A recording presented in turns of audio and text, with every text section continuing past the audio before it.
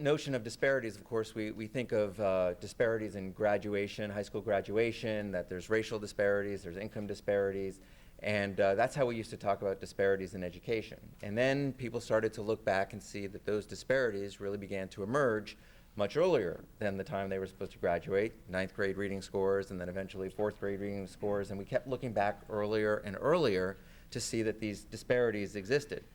And this really starts, in 1995, this very seminal study by Hart and Risley came out that only looked at vocabulary. So this is only talking about vocabulary.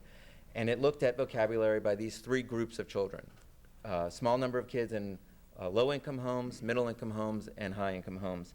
And you see at about the 16-month point that these kids had basically the same vocabulary. And that's because kids at this age have a very small vocabulary. So it's just a few words, and you don't see big differences in vocabulary at this age. But you see clearly between that window of 1 year and 2 years that gap begins to emerge. Now again, we're only talking about vocabulary, but there somewhere 18, 20 months, they start to separate out. And really by 3 years of age, of course still before they officially enter school, we call this preschool age, right? We see very distinct disparities, 2 to 1, 3 to 1 kind of level. And that was the first notion of really talking about disparities in terms of early childhood specific to vocabulary.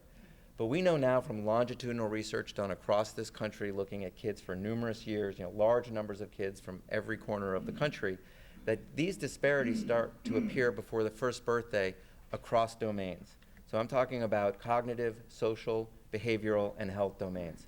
So all areas, not just vocabulary, that they begin to appear by 9 months. And by 2 years of age, they are statistically significantly different. So we know that it's not about at age 3 or age 5 or age 9. We're talking age 2 and really even before age 1.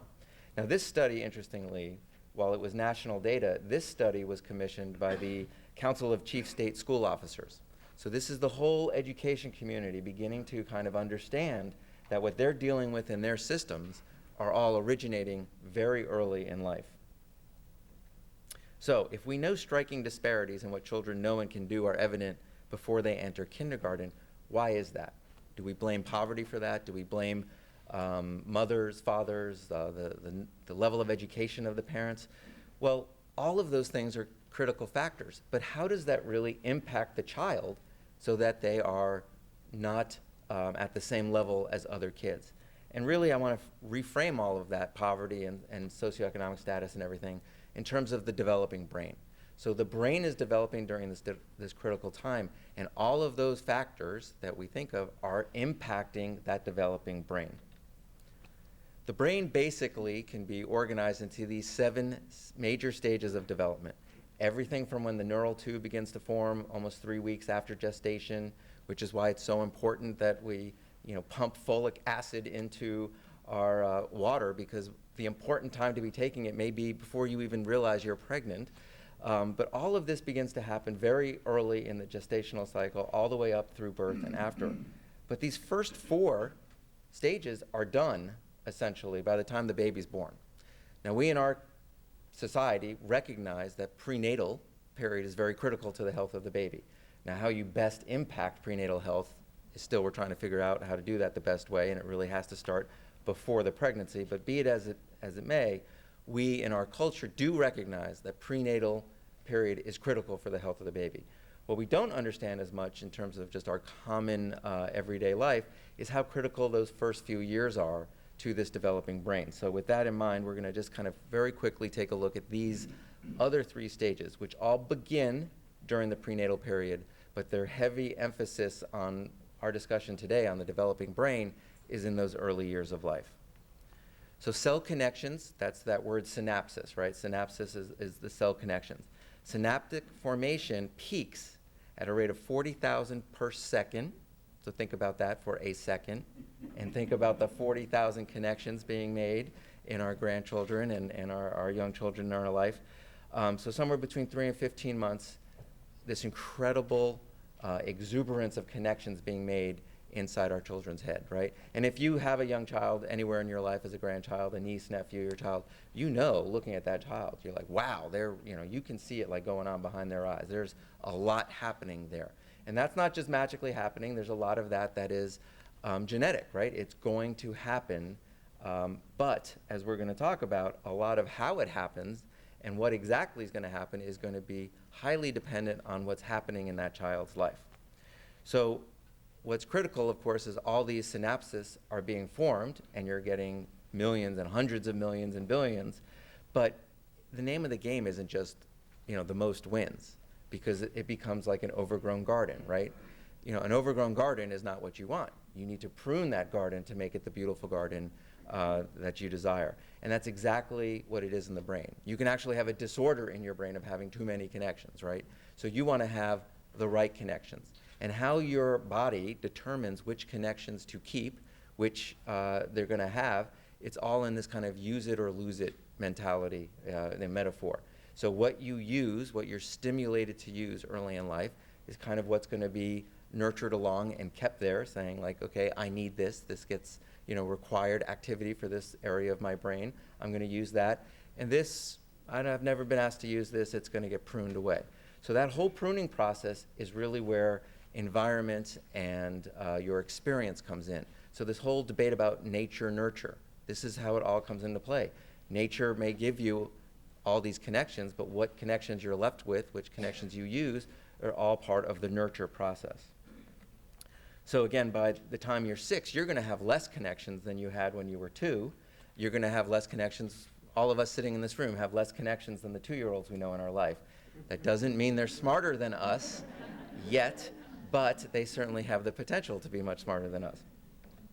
So another way to think about this, the different parts of your brain that are going to be needed and used are going to peak at different times in terms of where these connections are happening. So vision and hearing happens very early in the life cycle, and you see that the peak synaptic activity peaks there in just the first few months of life, and that makes sense, right? The vision, the hearing, these are some of the first abilities of the child. Look at language by 9 months of age peaking, right? And that's when children really do begin to, as they're babbling and saying their first words. And again, this whole notion of how environment impacts the developing child. Think about this.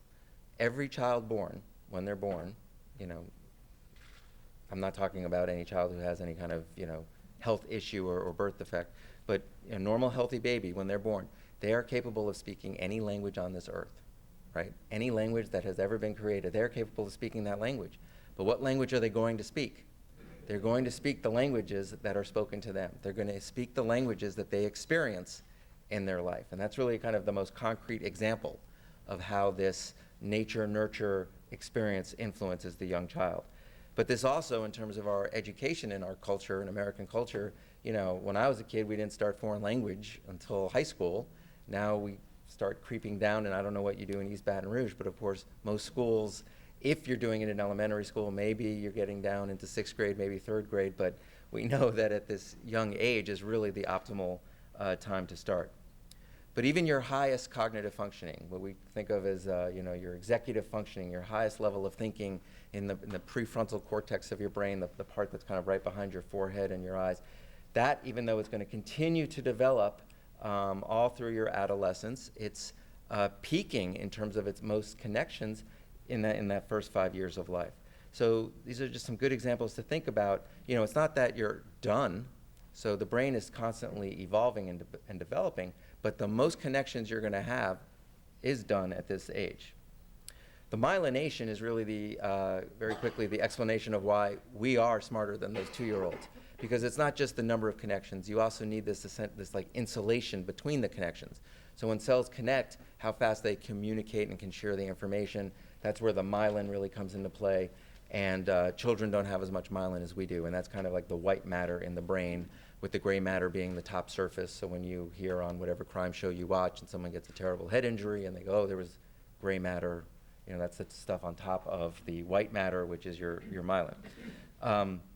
So really, if this, depending how that's looking on the screen, you kind of see how this forms from birth through the first 9 months, because the brain, the most developed areas of the brain when you're born are at the kind of central core that you need, that are going to operate your ability to breathe, eat and digest food, to the basic minimal survival. You have to have certain ability when you're born to survive. And so that part of the brain is the part of the brain that you see white up there on the bottom left, because that's where you have myelin. That part of the brain needs to be functioning when you're first born. And then the way the brain evolves there in the first 9 months, from the back to the front because of where your language centers are, all of this in terms of cell connections, myelinated, so the flow of information between the cells is happening, and you begin to see these emerging capacities of the young child. Okay, but so here's that basic message. The brain changes its structure and function in response to experience. So of course the good news is, as we think of the word around the brain is plasticity, right? It's like malleable. It's going to change depending on the experience. So the good news is the brain is adaptable and can be influenced by positive experiences, right? We nurture our children, we want the best for them, and we hopefully do a lot of very positive, stimulating things, and that's going to very much help the brain grow in the very positive ways. But the flip side, unfortunately, is also true, which of course the brain is vulnerable and can be harmed by negative experiences. And that is unfortunately what we have to spend a lot of time and resources trying to overcome, are these negative influences that negatively impact the way that brain's architecture is literally built. The way we talk about those negative influences are in terms of stress, right? Now stress is a part of life, and stress is a part of a baby's life. And maybe we don't think about our babies being stressed, but they are stressed, and that stress is very much a part of how they get what they need. So they start to cry. And when they cry, hopefully we're able to think, are they hungry? Are they tired? Do they have a dirty diaper, right? These are things that for them are going to be very stressful. And hopefully we're going to figure out on that list which one it is, and hopefully that's going to help them stop crying. But that is stress. But toxic stress is obviously much more problematic, because toxic stress, as we're going to explain, really disrupts this brain architecture, because it's really changing your stress management system, and your stress management system produces certain physiological reaction to deal with the stressor in life. So the problem is, if you're dealing with toxic stress, meaning chronic, prolonged stress, that stress response system is overactivated, and you're using it in a way that is far from optimal, and you're using it in a way that's going to change the way the brain develops. So what are some causes of toxic stress? Certainly extreme poverty and deprivation, physical or emotional abuse, chronic neglect, mental health issues, substance abuse, family violence. These are all things that they're not a bad day. They're not something awful happening, a death in the family, an illness, an absence, something like that. These are things that, unfortunately, they come in a package, and they're usually unrelenting. And so that can create a lot of stress. And I think the best way to think of this, because a lot of people have trouble thinking, well, how does a baby really feel stressed? Think about this. When you are stressed, right, and I bet everybody in this room has stress and has stress today, what happens, right? You have a physiological response to that stress. You don't even think about doing it. Your body just reacts. You're going to have increased heart rate. You're going to have increased respirations, possibly your breathing. You're going to have increased blood pressure, right? These are very concrete physical things. If you have to get up here and talk in front of lots of people, maybe your hands shake or your palms get sweaty or whatever. Those are physiological responses to stress. So your body is saying, there's a stressor out there I must activate to help you deal with that stress. But think of it this way. If this is tolerable stress, where there's a stressor, and then you cope and deal with it, and that stress is alleviated. But the toxic stress is this type of stress for a young child. 0 to 1, 1 to 2, 2 to 3, etc. So this is what we're thinking about in terms of toxic stress. In response to the stress, your body is going to act, and your body's going to produce a hormone called cortisol. And that cortisol is going to start to flood certain areas of the brain to help you deal with the stress. So again, this is happening in all of you when you are stressed.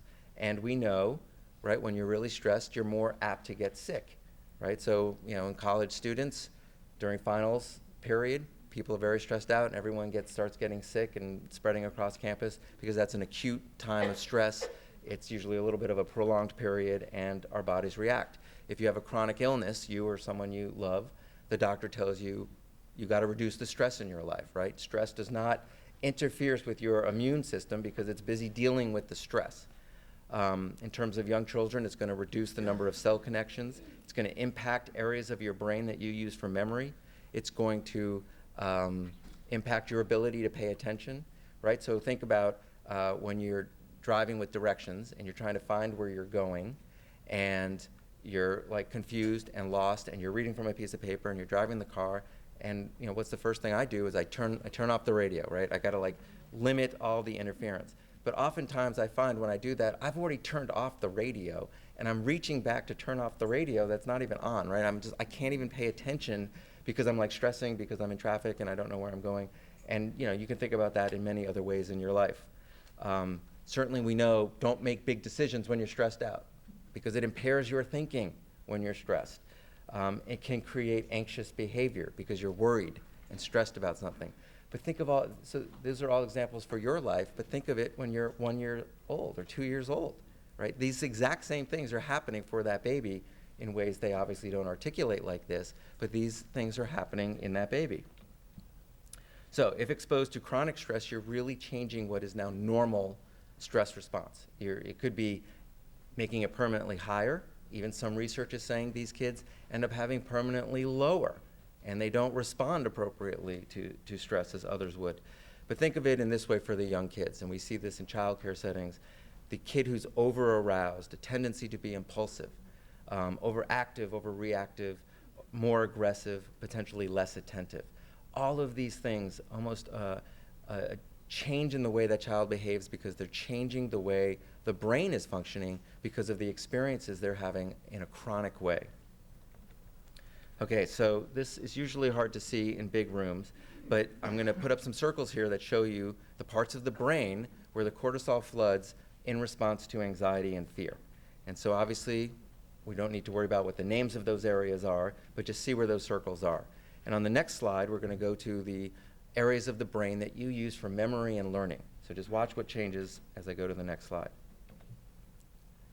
So the only thing that changed from one slide to the next were the two words above the image, because the areas of the brain that you use for memory and learning are the exact areas of the brain that are going to deal with anxiety and fear.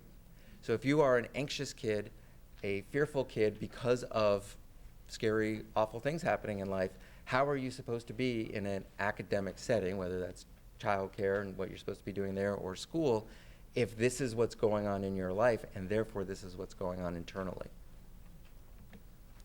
Okay, so when we talk about experience being so critical, well, how do young children experience the world?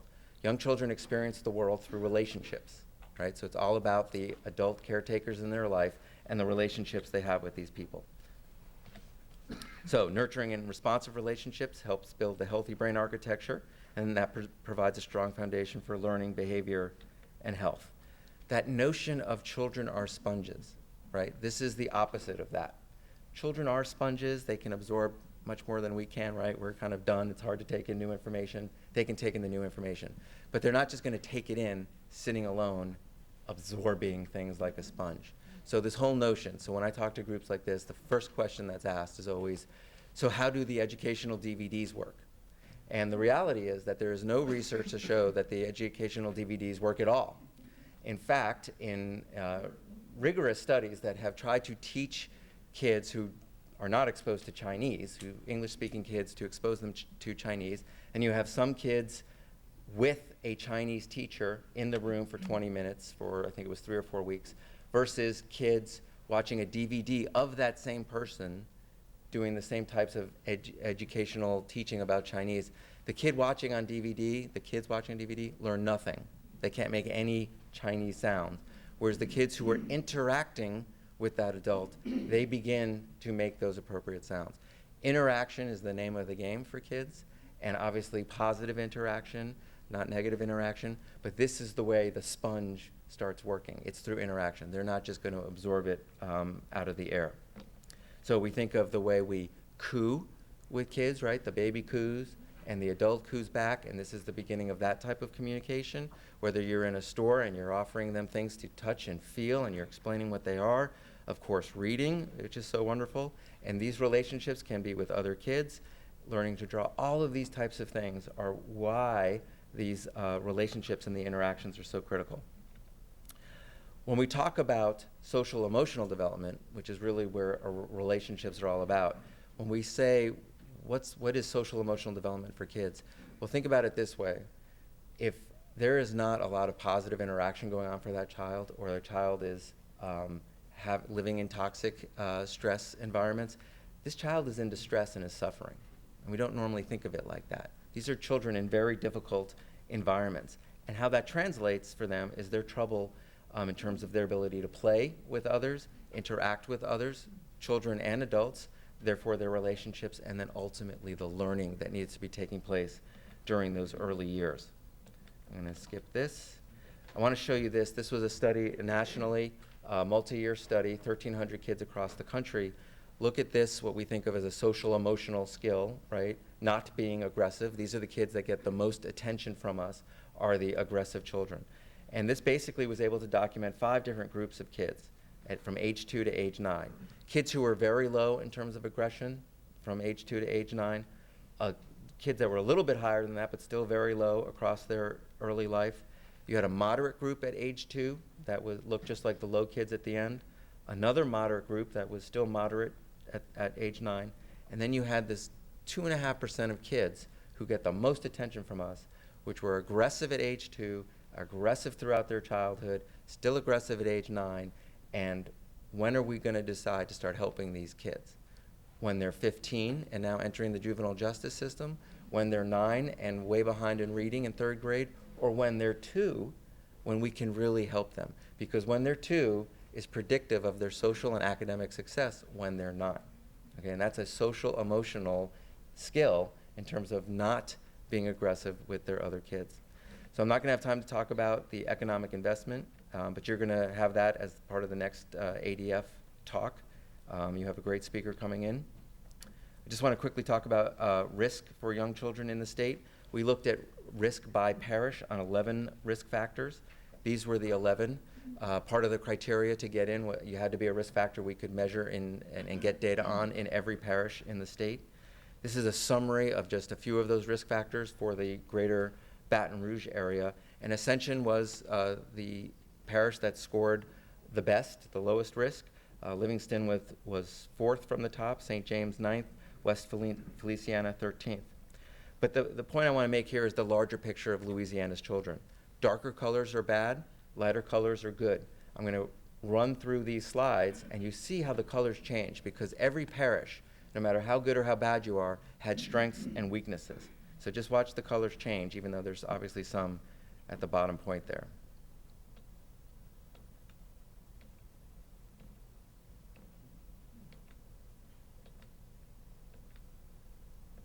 And this was the final picture. So this is kids across the state.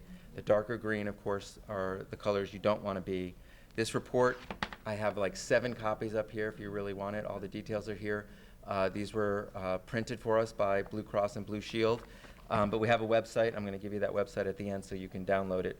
But the notion is this. There were no parishes that scored low. We had 13 parishes at low moderate and 51 at moderate high or high. So you basically have 75% of our children at moderate high or above risk in terms of these risk factors. We're talking 230,000 children during this critical time. So we all need to mobilize to get more resources for our community. So I'm out of time, so I'm not going to talk about our budget and our Bright Start. I'm going to go to the last screen here, which has my email address if you want these slides, and the address of where you can download this full report if you're not one of the lucky 7 that leaves here with it tonight.